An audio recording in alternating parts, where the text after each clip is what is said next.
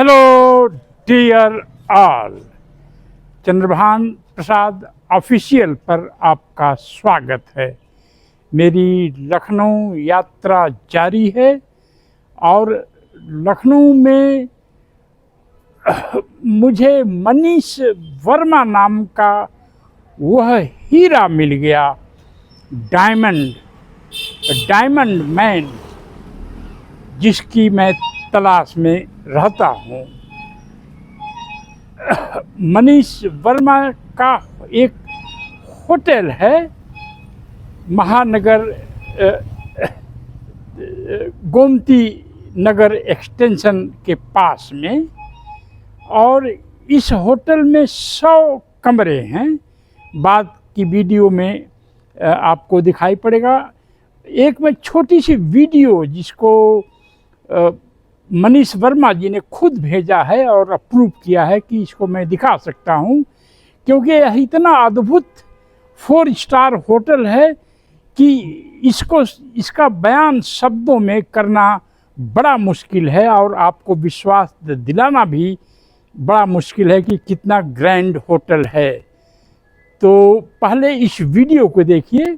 Video के तुरंत बाद वर्मा जी का इंटरव्यू आपके सामने आएगा और एंजॉय करिए। लखनऊ जो है उसे हम कहते हैं नवाबों का शहर, और इस नवाबों के शहर में एक ऐसी प्रीमियम प्रॉपर्टी आ गई जहां पर अभी मैं हूं, और इस प्रीमियम प्रॉपर्टी का नाम है, इस होटल का नाम है होटल सेलेस्टियल मैनोर। और जैसे मैं टूर में ले रहा हूं ना, सच में ऐसा मन कर रहा है कि पूरा होटल में आपको दिखा दूं। सो कोशिश में वही करता हूं। तो चलो आओ दिखाते हैं तुम्हें भी।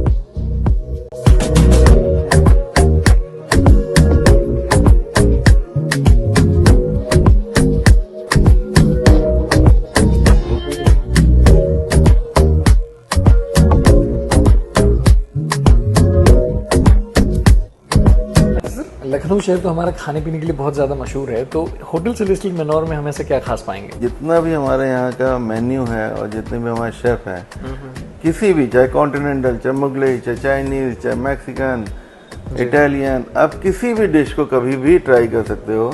आपको बिल्कुल डिफरेंट टेस्ट और बिल्कुल टॉप लेवल का टेस्ट ही आपको यहाँ पे मिलने वाला है। तो चलें अभी? बिल्कुल एनी टाइम।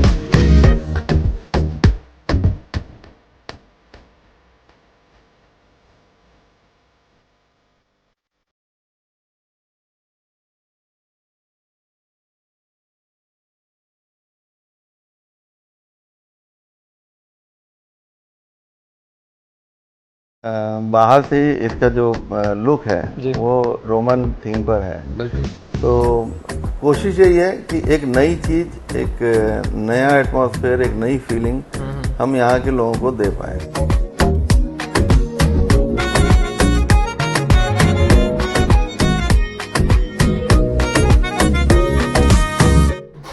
और फाइनली अपने वादे के अनुसार होटेलियर एमपी गौतम साहब हमें मिलाने लाए हैं उस दलित वंडर बॉय से, जिनकी कहानी हर दलित को सुननी चाहिए।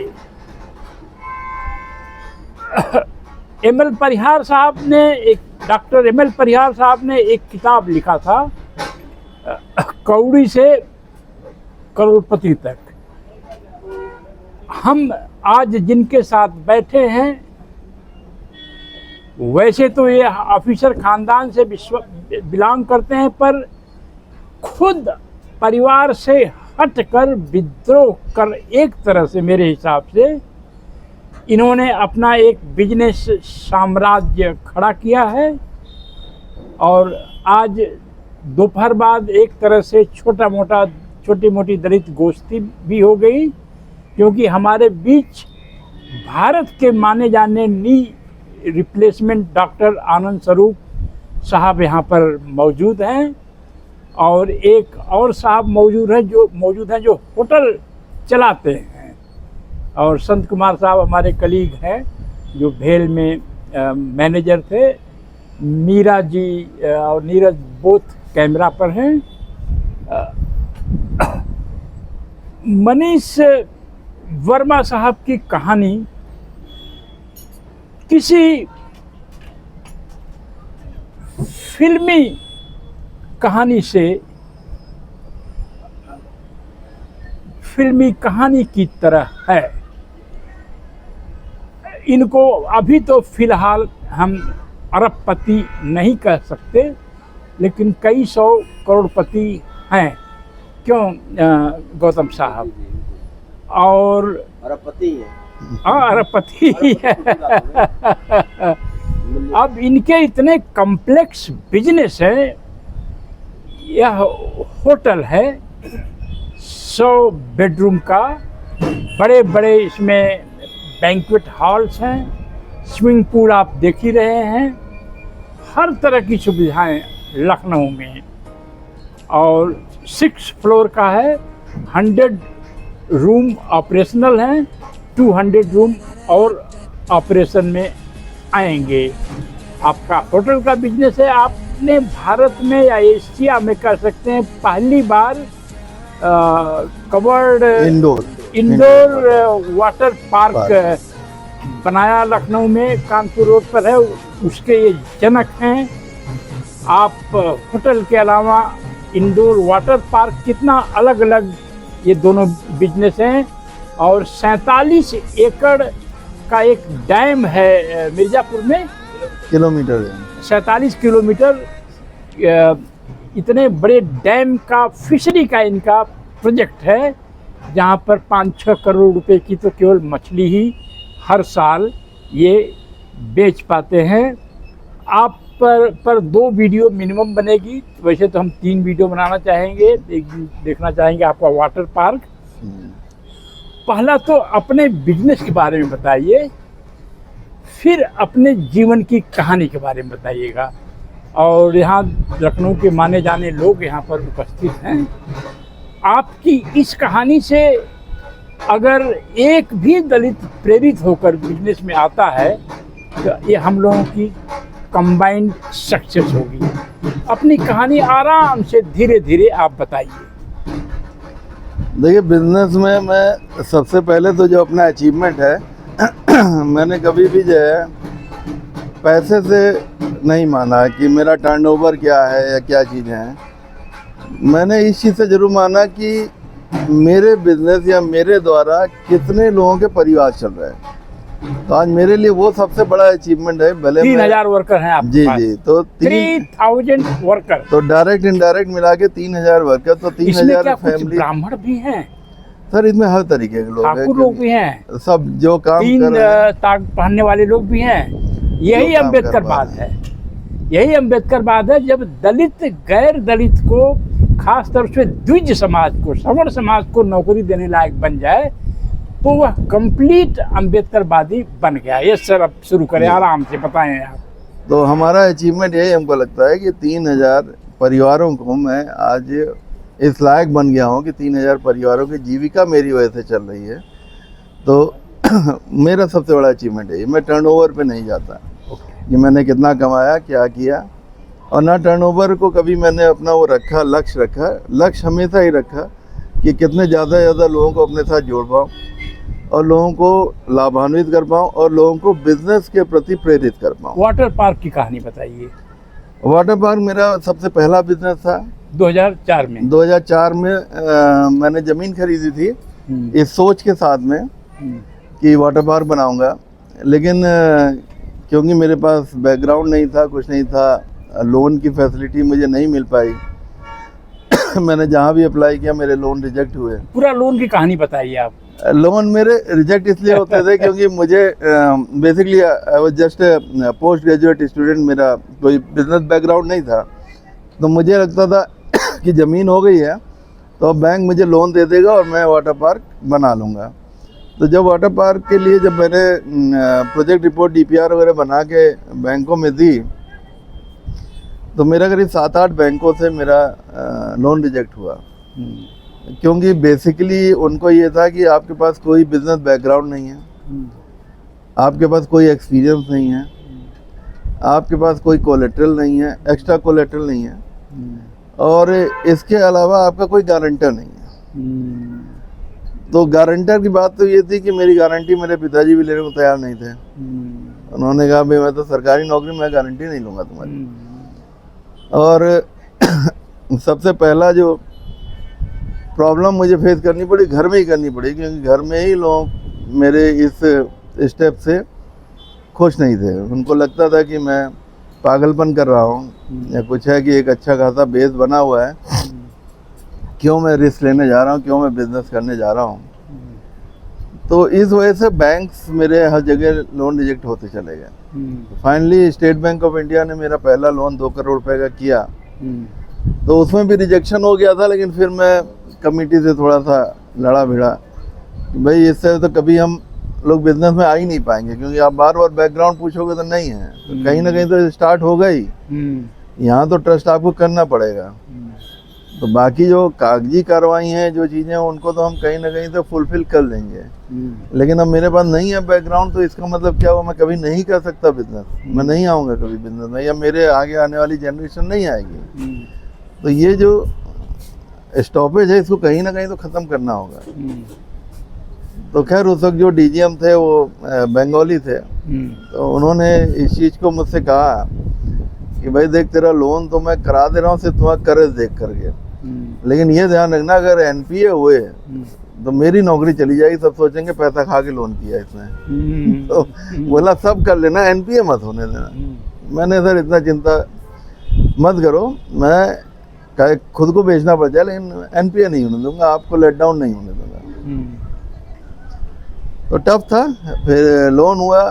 अब आदमी को लगता है कि लोन हो गया, बिजनेस बन गया, लेकिन ये हर फेजेस में अलग अलग चीज़ें होती हैं।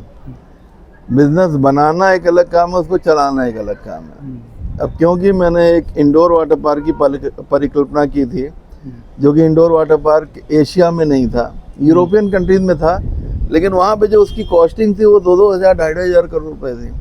तो सोचने के भी हमारे ऊपर थी। तो मुझे डेटा नहीं मिले, मुझे कहीं से रेफरेंस नहीं मिले, तो मैंने अपनी सोच के हिसाब से उसको इंडोर बनाया। इंडोर बनाने के बाद अब जब प्रोजेक्ट चलाने की बारी आई, तो क्योंकि एक नया कंसेप्ट था, एक नई चीज़ थी, तो या तो नए चीज़ को लोग तुरंत अडाप्ट करते हैं या बहुत समय लगता है। तो मेरे केस में उल्टा हुआ कि बहुत समय लगा, और 2 साल हालत ये थी कि जो है मेरा प्रोजेक्ट एनपीए की कगार पे आ गया। क्योंकि कभी कभी ये होता था कि लोग आते थे, टिकट लेते थे, अंदर आते थे, कहते अरे ये तो बहुत छोटा है, हमें वापस कर दो पैसा, हम जा रहे हैं, वापस करना पड़ता था। मैं एक चीज़ पे बहुत रिजिड था डे 1 से। मेरा एक टारगेट सेगमेंट था कि ये जो इंडोर वाटर पार्क है ये क्रीम क्राउड के लिए है, ये एलिट क्लास के लिए है। तो मैंने ये अपने यहाँ नियम बना रखा था कि ड्रिंक किए हुए लोग, लो प्रोफाइल लोग, इनको हमें टिकट नहीं देना, हमें एटमॉस्फेयर को सेल करना है, हमें पैसे कमाने की जल्दीबाजी में ये नहीं करना है। तो 2 साल इन स्ट्रिक्ट रूल्स की वजह से मेरा बिजनेस और सफ़र किया। मैं एनपीए पे जाने के कगार पे आ गया था। कोई मुझे फैमिली सपोर्ट था नहीं किसी प्रकार का भी, ना कोई और सपोर्ट था, ना मेरा कोई पार्टनर था। तो फिर फाइनली मैंने जो है उसी में से कुछ ज़मीन बेच करके और बैंक का लोन अदा किया। तो उससे क्या हो गया, मेरी बैंक रेपुटेशन अच्छी हो गई। तो फिर मैं उसके बाद वेंचर कैपिटल फंड से मैंने फिर 5 करोड़ का लोन लिया। फिर ये कारवां वहाँ से धीरे धीरे चलता, क्योंकि बैंकिंग ट्रैक रिकॉर्ड मैंने ख़राब नहीं होने दिया। तो वो धीरे धीरे करके फिर मैं वहीं का पैसा वहीं लगा करके और उसको एक्सपेंड करता गया। फिर धीरे धीरे मल्टीपल बिजनेस में आए। कोरोना ने काफ़ी कुछ समझाया, सिखाया। ये लगता था कोरोना से पहले कि फूड और एंटरटेनमेंट ये 2 चीज़ ऐसी हैं जो जब तक इंसान है धरती पे तब तक चलेगा। लेकिन कोरोना ने ये सोच को भी बदल दिया कि अगर आदमी घर से नहीं निकलेगा तो फिर क्या तुम्हारे खाने आएगा, क्या तुम्हारे एंटरटेनमेंट करने आएगा। तो उस वक्त ये हुआ कि अब डाइवर्सिफाइड काम करना बहुत ज़रूरी है।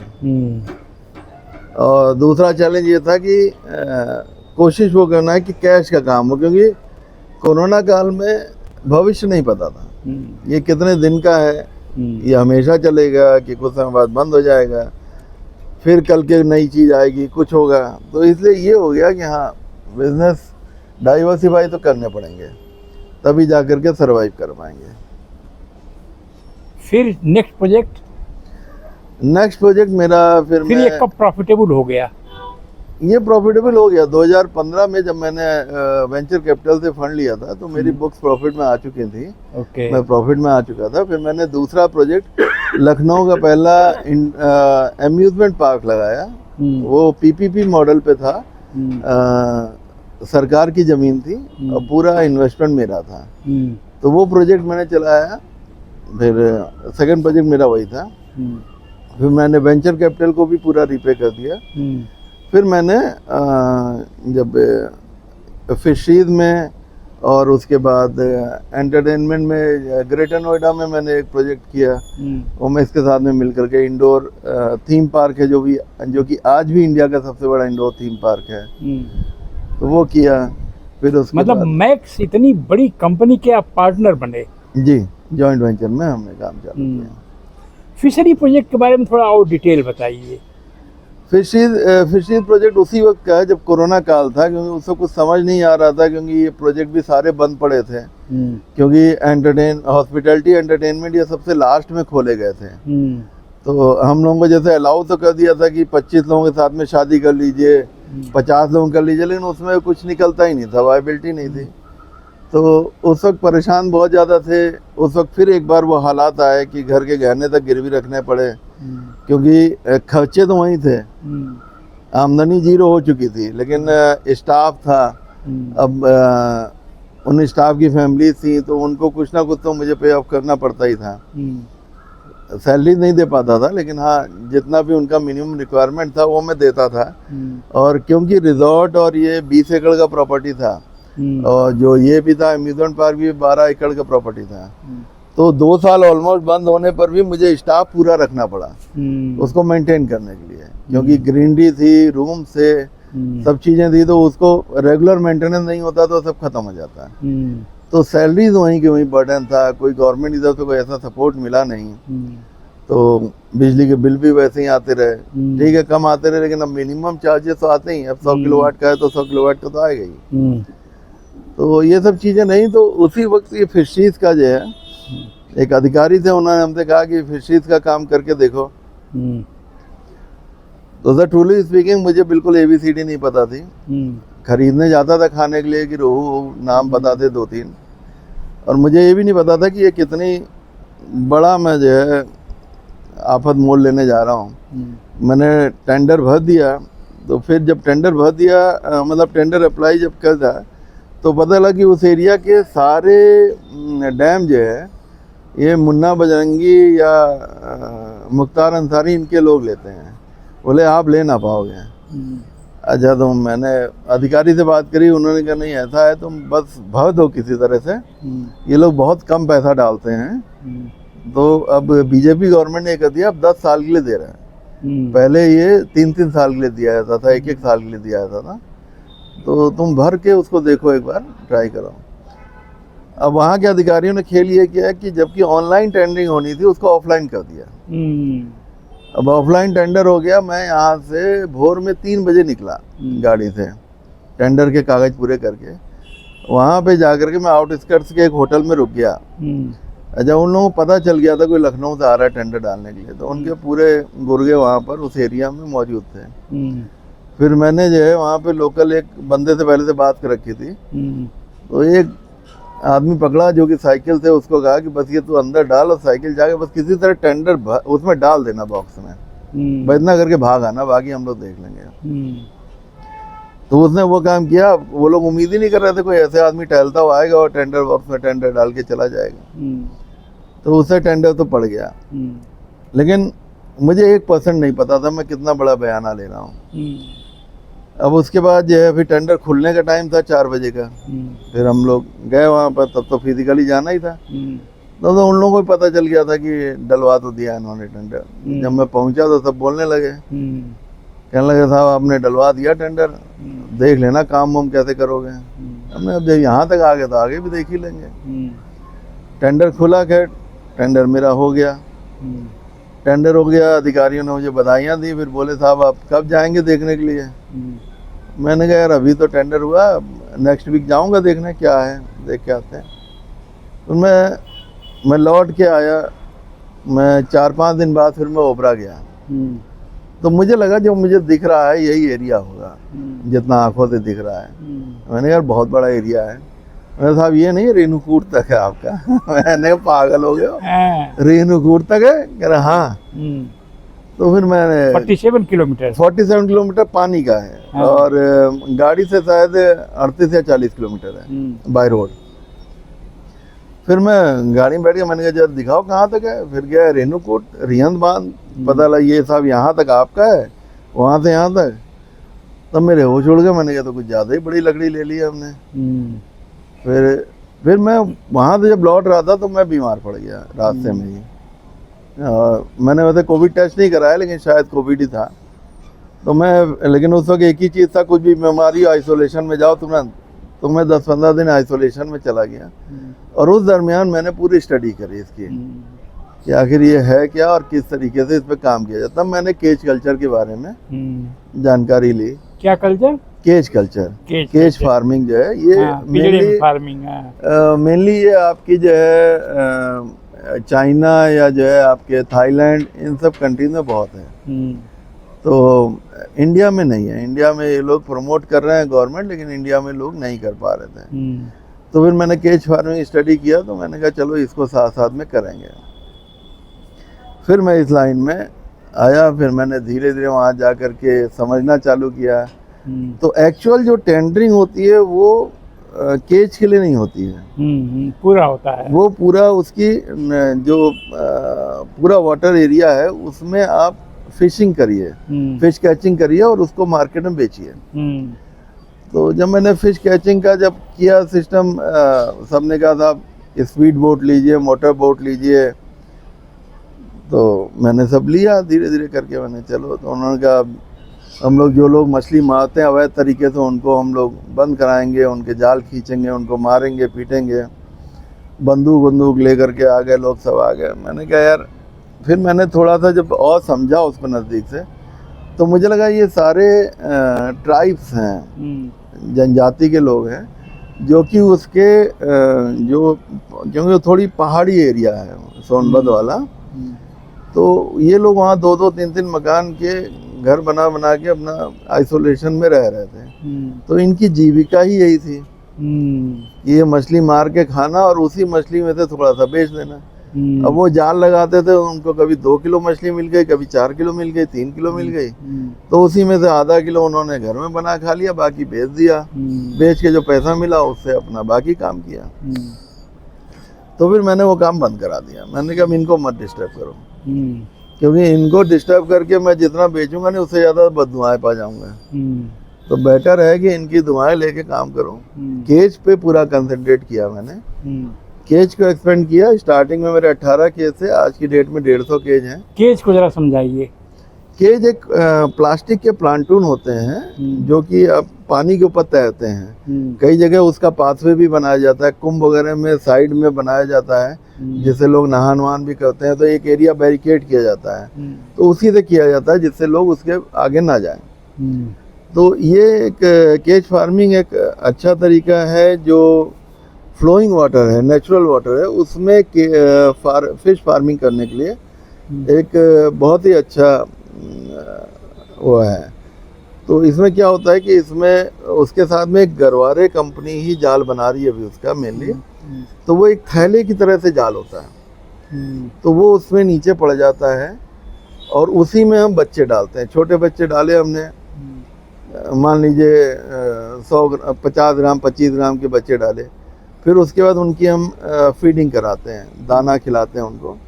हर एज के हिसाब से अलग अलग प्रोटीन के दाने जाते हैं। फिर वो मछली जब ग्रो हो जाती है तो उसको केज से निकाल करके सेल कर देते हैं। तो इसमें बेनिफिट ये होता है, ये फ्लोइंग वाटर होने की वजह से ना हमें पानी का टेम्परेचर मेंटेन करना है, ना पानी की क्वालिटी को कुछ ध्यान देना है। ऑलरेडी फ्लोइंग वाटर है तो सब कुछ है। प्लस ये है कि जो मछलियाँ उसमें पलती हैं उनको कभी स्ट्रेस नहीं होता है, क्योंकि उनके आजू बाजू से सब निकल रहे हैं। सारे जो भी उस पानी के अंदर जानवर हैं या जो भी जीव हैं वो सब निकल रहे हैं, तो उनको ये लगता ही नहीं कभी कि वो किसी क्लोज्ड एरिया में है कोई उसको। अच्छा, क्योंकि दाना पड़ता है वहाँ पर, तो दाने की स्मेल से या कुछ ना कुछ दाना तो उनसे छूट भी जाता है, तो और मछलियाँ या और जानवर भी पानी के वहाँ रहते हैं उनके आसपास में, तो उससे उनकी ग्रोथ बहुत अच्छी होती है। और जब स्ट्रेस नहीं होता है, ग्रोथ अच्छी होती है, तो क्वालिटी भी बहुत अच्छी होती है। तो 5-6 करोड़ का बिजनेस कर लेते हैं साल में आप। हाँ, अभी हम ना कर पा रहे हैं। ये होटल के बारे में बताएं, कैसे है या वो क्या सिस्टम है, लीज पर है, कैसे है? होटल दरअसल होटल इंडस्ट्री में आने के बाद पता चला कि मैक्सिमम होटल लीज पे ही होते हैं, ओन प्रॉपर्टी नहीं होती हैं। ये है कि बड़े ग्रुप जो होते हैं ये मैनेजमेंट राइट्स लेते हैं, तो ये अपना एक परसेंटेज ले लेते हैं कि हमारा नाम होगा, हमारा ब्रांड होगा, हमारा स्टाफिंग होगा और हम इतना आपसे पैसा लेंगे, और जो भी रेवेन्यू होगा उसका ये रेवेन्यू इनके पास जाएगा, चाहे वो होटल लॉस में जाए चाहे प्रॉफिट में जाए। नॉर्मली जितना बड़ा नाम होता है उतना ज़्यादा प्रॉफिट की एश्योरेंस होती है, क्योंकि उनकी एक चेन होती है। तो चेन से ये है कि उनके दिल्ली, बॉम्बे, मद्रास सब जगह हैं, तो उनके कॉर्पोरेट टाई अप्स अच्छे होते हैं, तो वो एक एश्योर्ड बिजनेस लेके आते हैं। तो मेरे लिए पहला अपॉर्चुनिटी थी होटल लाइन में आने की, तो ओमेक्स के साथ में ही मुझे सौभाग्य मिला, तो उनके साथ में मैंने ये किया। तो मैं क्योंकि पहला था तो मैंने इसको पूरा लीज रेंट पे लिया, तो मंथली मैं उनको रेवेन्यू शेयर देता हूँ एज ए रेंट। तो रेवेन्यू शेयर मॉडल इसलिए सफल है थोड़ा सा कि एटलीस्ट आप जितना अर्निंग कर रहे हैं उसी के रेशियो में दे रहे हैं। अब ये बात अलग है, प्रॉफिटेबिलिटी अलग काउंट हो जाती है, लेकिन अगर मैंने 2 रुपए कमाई की तो मुझे उनको उतना ही पैसा देना है, अगर मैंने 10 रुपए कमाया तो उनको उतना देना है। तो जितना बिजनेस ग्रो करता है उनको भी फायदा होता है कि उनका भी रेवेन्यू परसेंटेज बढ़ता जाता है। तो कितने लोग यहाँ काम करते होंगे? यहाँ अभी करीब 300 लोग हैं होटल में। होटल में ही 3000 टोटल हैं जी। नोएडा में कितने लोग काम करते होंगे? नोएडा में भी करीब 200 के ऊपर है। 200 के ऊपर। इसके अलावा आप कुछ बता रहे थे कि कुछ चिकन का कुछ करने वाले हैं। चिकन प्रोसेसिंग यूनिट मैंने डाली है, यूपी की पहली प्रोसेसिंग प्लांट है जो कि फुली ऑटोमेटेड है, एक्सपोर्ट यूनिट है, यहीं सीतापुर के पास में सिदौली में, वहाँ पे हमने इसको डाला हुआ है।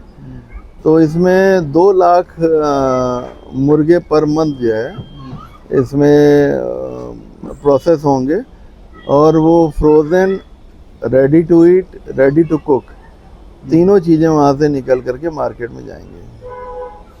तो वर्मा साहब का 150 करोड़ रुपए का साल का बिजनेस है, और गौतम साहब के हिसाब से अरे बहुत 1000 करोड़ है।